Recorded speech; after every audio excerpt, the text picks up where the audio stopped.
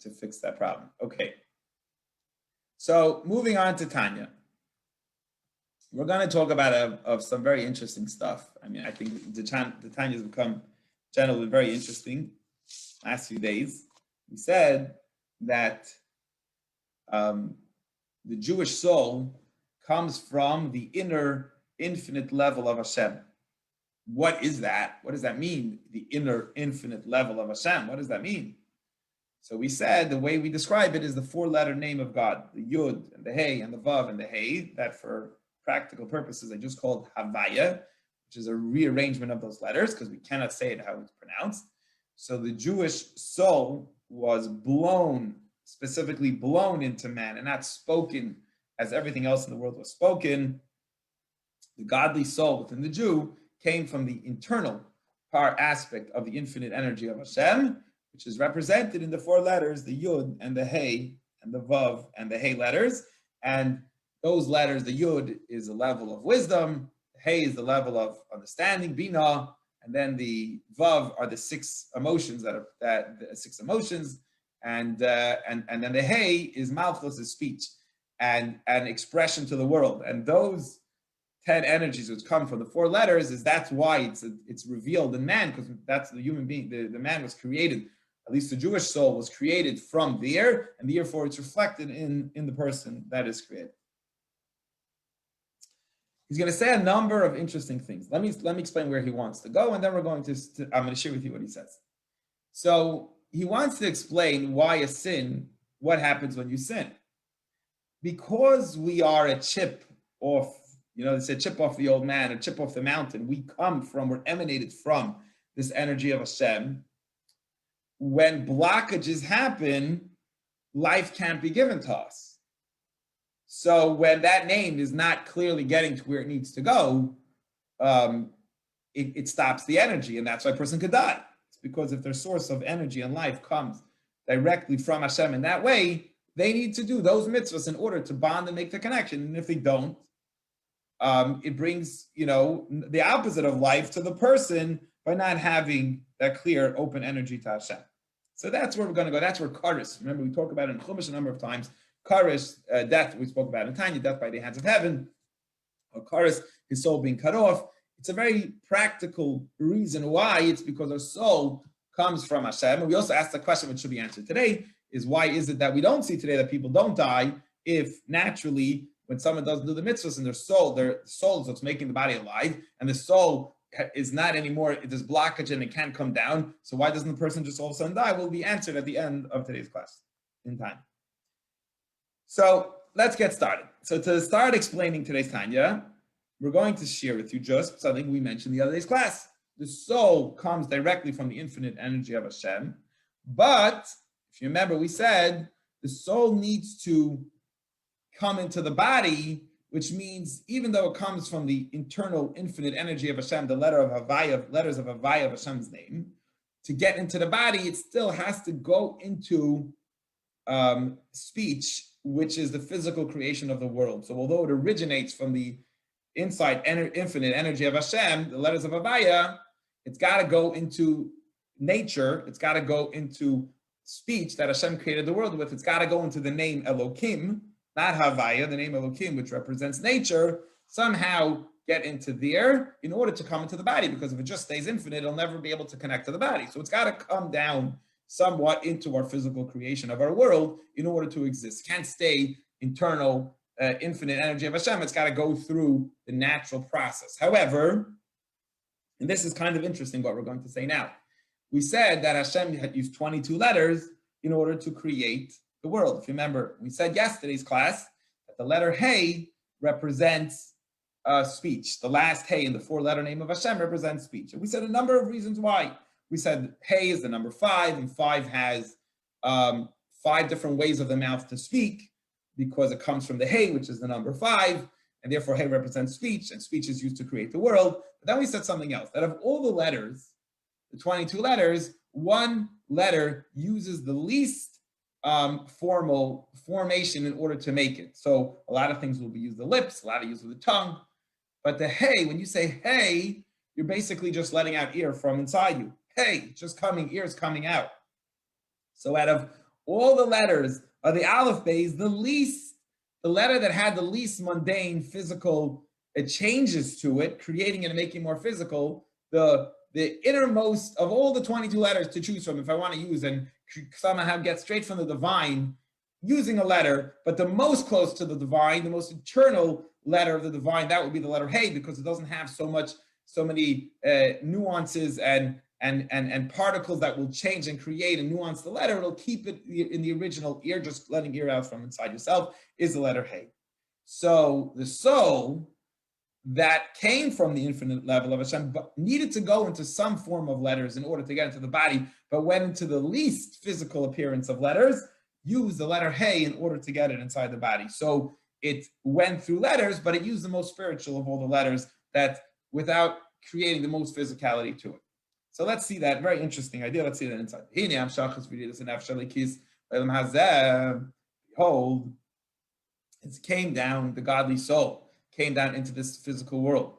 To go into the physical, mundane, material body of the person. So infinite energy of Hashem, the deep inner energy of Hashem came into the physical body of the person.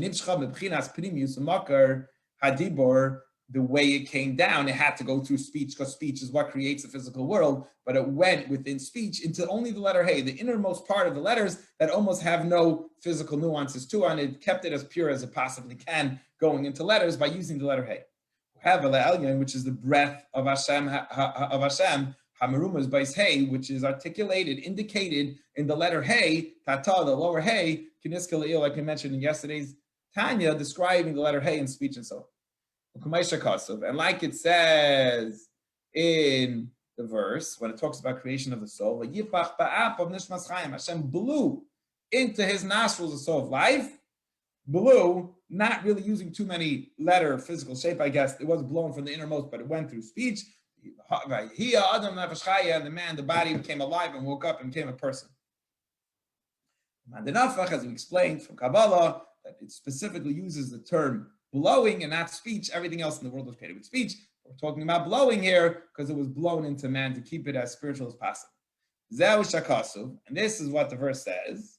Kichelik Hashem amo, says that God is the part of the soul, is literally a chip of God. It's emanated from Hashem. It's part of Hashem.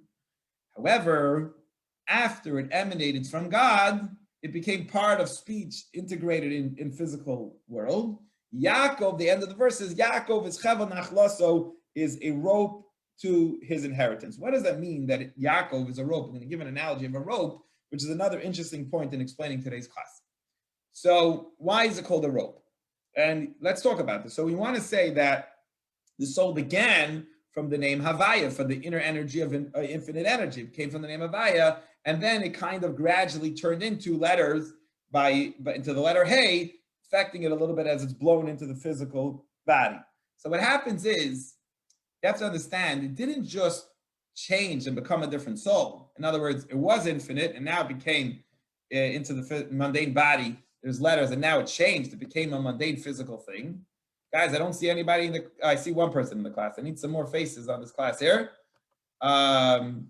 So it's not that it changed. It's a deep idea. So hopefully you guys are with me. It's not just that it was infinite energy of Hashem and it became a physical bodily energy. It still retained its original infinite energy within itself. It just evolved, but evolved doesn't mean that like something evolves and it doesn't have the original. The original's still there. It just kept on evolving. So the thing it evolved to still has inside it the deeper energy of it. So what you have really here is a rope. It's a very good example, because a rope has a higher part to the rope and a lower part to the rope. So there might be a part of it that's way low down on the rope, but there's still the part that's higher. So the infinite energy of Hashem making that soul, it's still there. It's not God. It's not like it changed and became now a physical, mundane body. It's still internally there. Just what you see in the body is the part that what changed a little bit, so that you could see that it become a physical and connect with the body and make the body alive. So that's what it means that he's like a rope meaning he's the original part of Hashem, but then he ropes out and becomes also externally to what you see, what you can know, and what you can see as it's making the body alive. But the soul, inner part of the soul, is still there. So that's what he wants to say, Pirush, meaning So just like by a rope, a rope, you could have one end attached to one part, and another end in the other part. What comes to mind is we have telephone wires that are running through the ocean. And now you're connected. You have two different continents. You have telephone wires on two different sides, and they're totally connected. So you can have a rope that's going 1,000 feet in the air and 1,000 feet down, and both of them are connected to each other. So too, the soul has a deeper energy that comes over with Hashem, but then the bottom part of it evolves and becomes part of into the body, integrated into the body. So here's what he wants to say. So the meaning of the words, Vayipach, he blew. Why does the Torah say that he blew it into man? That he blew the soul into man. The highest one is to teach us, just as, for example, here's the next point he wants to make now with blowing and this rope idea here. Not just when you blow, you know what happens? You also have to make sure that if you want the ear to go from point A to point B, you have to make sure there's no blockage in between. Right? Where is our guy here? What's his name? Who works for cable. So he has to make a big part of it in electricity. When the electricity is down and when the telephone wires are down, the reason they go down is because there's a blockage in between. So the thing is, if you want the ear to travel from point A to point B, you must make sure that there's no blockages in between. So we're continuing. It's a great analogy here. So we have like a rope, which the top of the rope is connected to Hashem. And as it's coming down to the body, it's becoming more mundane. But the top is still there. And that's what's making the body live. It's because you have the soul inside of him. But we got another problem. The rope needs to be not blocked in order to pass the energy, the life, the air down from point A to point B. It's a great example actually in the body. You know, we had it in the networking group, the JVM, we had once a guy who was a chiropractor. You know, we spoke about the blood flow. In order for the body to be healthy, the blood flow has to go all around the body. Otherwise, the body can die and get sick and it won't be healthy. The clearer the channels are open, the better it is. So he's saying, Vayipach, Hashem's blowing the ear into the person. It's to teach us, just like when you blow from one place to the next. If there's anything disturbing the airflow, if you have a duct and you have blockage, the air will not come out of the duct. The air won't come there at all. Right? So if you have no air coming out of your duct, you go and check right away to make sure there's no blockages. So too, God forbid. If there's anything that is separating and blocking the human body to the breath of Hashem going into the body, that could be disaster. That could be a very terrible thing because that is what's making the person alive, is the neshama, the soul that he has that's making him alive. So anything's blocking it, you're going to have disaster. Now he asks, he goes off on the side for a second to say, wait a second. How could you have anything blocking Hashem? How does blocking work? Fine, in the body, I get it. You have, God forbid, someone has a growth or something, but isn't Hashem everywhere? Why is it that if Hashem is everywhere, how could there be a blockage? What does that mean, blockages? I mean, we're talking about spiritual space where Hashem is everywhere. Why could there be a blockage? So we're just going to go off on a side for a minute, and then we'll get back to our topic. The truth be told, there's no physical wall, barrier, or spiritual barrier that could block Hashem. So what's going on? Why is it saying that the breath won't get there? Doesn't it say, God's everywhere? You don't need to travel in the duct in your house. It needs to get from point A to point B. But how could there be a blockage? God is everywhere. There's nowhere in the world that doesn't have God, that's devoid of God. He's in the heavens, he's in the earth, he's everywhere. And he fills all the world. So how could there be an experience in a situation where something could be blocking a soul from going to where it needs to go? So what blocks it? Here's the answer, simple answer. What creates a blockage between the soul, where it's coming from, and where it's going? That is the sins that a person does. What can create a barrier that can stop, not that God's not there, but it will stop the energy and the flow, is when a person sins, that starts creating the block. That is what creates the blockage. It's not that, right? Like that's the here in the drain pipe. What is it in the drain pipe? It's your here. In the HVAC, it is you have something else blocking it, and between a Yid and Hashem, It's the mitzvahs and the sins that he does that creates the blockages. How come? Why? Why do sins create blockage? And the reason is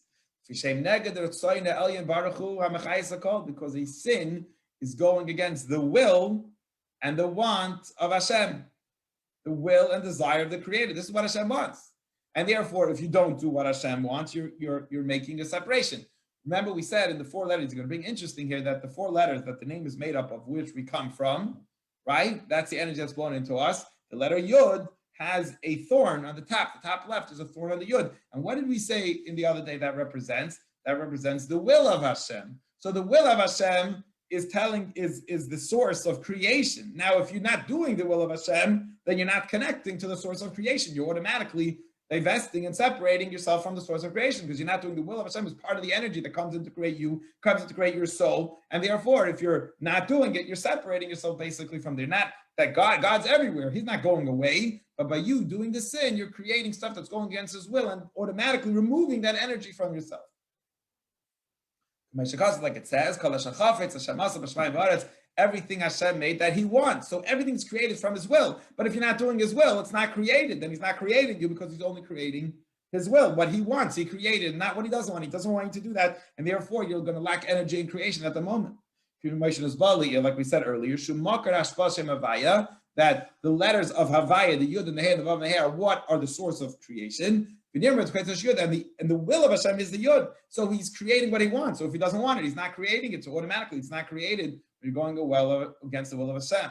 And this is so interesting. Why logically, you have an idea of kares. I don't know if I'm reading the word excision, being cut off from Hashem or death by the hand of heaven. Not that God is like punishing you, you're punishing yourself. Because by doing a sin that's such a heinous crime, that it's so against the will of the Creator that you're not being created anymore. Because you are cutting yourself off from that life force and that energy, right? Like the baby, when in the umbilical cord, you're cutting it off. There's no more food going in between one another. And if that's the way you could get your source of energy, then you're not going to have energy left because what Hashem wants, he created. Right? He doesn't want, he didn't create. So if you're going to the don't want option, cutting off your source of nourishment and energy and where you come from, then of course it's not going to be there anymore. And that's why kares happens, death, which is a kind of death by the hand of heaven. You're cutting off your soul from Hashem. Why are you alive? Because you have a soul. Your soul comes from the letters of Yud Kei Vav Kei, from the letters of the name of God Havaya. Well, you're separating yourself from this. So how are you expecting to live? That you cut off and you separated the rope that was connecting from the name of Hashem, the ear that Hashem is blowing in. You're making a blockage, which comes from the letter Hey, which is the breath, the lower letter of the 4 letters of the name of Hashem. Like it says in the Torah portion of Emor, that soul who does such a heinous crime will be cut off from before me. I am Hashem. Because he comes from the innermost aspect of God, and he comes from the letter of Havaya, which is the internal connection that we have with Hashem. And when you're going against God's will, you're separating yourself from that Milufane Daika, from the innermost part of Hashem. So that addresses why a person would pass away after he does that sin, because he did that sin and he separated himself from the source of his energy. Right? I guess if you're in the ocean and you're breathing through a pipe that's coming out of the ocean, if you cut it off, you're not going to be able to breathe. Well, it goes into interesting. Well, what about the other sins that are not called kares? What happens over there? So he gives a very interesting analogy.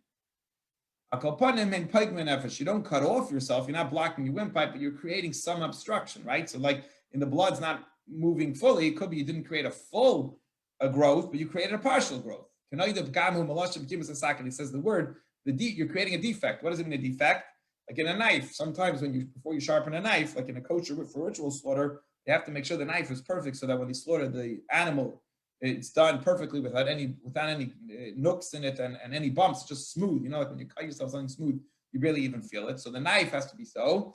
And what happens is every time someone does a small sin, they create a pekima, they create a nick, they make a little defect, you make a little bit of blockage. So the airflow is not as it should be, but it's not stopping.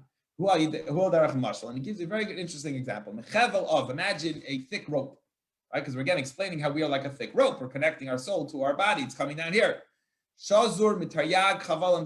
Imagine a thick rope, And ropes are made out of a number of other little strands. Imagine a rope has 613 strands. So you have a rope holding you up, right? It's holding you up. You're going bungee jumping, and there is a rope of 613 strands made up to this rope that's holding you out that you shouldn't fall down. So too is the rope that we're talking about here of connecting the godly soul into the body. It's made up of a combination of 613 strands. And when you violate one mitzvah, you only take away one strand. You still got 612 left. And you do another sin. You disconnect it again. So, however, it's not good. You're severing yourself, but you're not completely severing yourself. But when you do karis, you take a knife, you take a scissor, and you literally create a blockage that no ear could get through. You completely cut. You take a sharp knife and you cut the rope so it's completely separate. Well, why is it then? He's going to address the question. Well, if that's the case, and that's so true, why is it that the person doesn't drop dead right away as soon as he does a sin? Why do we say you could either make it to 50 years old or 60 years old, depending on if you did this kind of sin or that kind of sin? Why doesn't the person pass away right away as soon as he does it? If he, blockage like that totally severs you. So he's going to say that until 50 and 60, there is some kind of a external energy, indirect, that could keep the person alive. I guess like on life support. It's like you have on life support is living on a machine. There's some way that there's some like remnant or residue of that soul in some superficial external way that could keep you up to 50 till that time, but not past that time. So that's what he's saying now. Even the people that did that heinous crime, that terrible sin, and they are chayiv, they completely severed themselves. They did the karis, what we call karis. Then there's still some of residue left, and through that residue, some energy left in that battery, and they could live off that residue 50 or 60 years, but not more. That's how far it could take you. And he's quoting what the Arizal says, the Kabbalist Arizal says, that you get somehow you're living off some external kind of life force that transcends. It's just referring till the 50-year period, which you can make it by. And then he ends with something very interesting. You can ask the question, or as we're going to explain nowadays, that it doesn't happen anymore, which we're going to address tomorrow. The question of why is it that nowadays it's not true? There's people who've done all the sin, unfortunately done a number of sins, and that would get this punishment of 50, 60 years. How come people that clearly did it are living past that point in time? He's going to say, as I was speaking today, thought of an analogy. So the baby's living off the umbilical cord connected to his mother, but the baby has the opportunity to not live off the umbilical cord, to sever the umbilical cord and could start eating food from another source. So he's saying that in the days of the Beis Hamikdash, in the days of the temple, we all lived tapped in to that energy of our godly soul. And that's actually what kept us alive. And therefore, as soon as that was damaged or severed, you felt the impact right away, or at least by 50, 60 years, you felt the impact of it. But today, we are living, there's tremendous unholiness in the world, and we're getting energy through other sources. And being that we are living off other unholy sources, it won't stop us. Even though we do the sin, that doesn't take us away from the unholy sources, and we're able to continue living through those sources. And that is the end, my friend, of today's Tanya class. Any questions or comments on today's Tanya?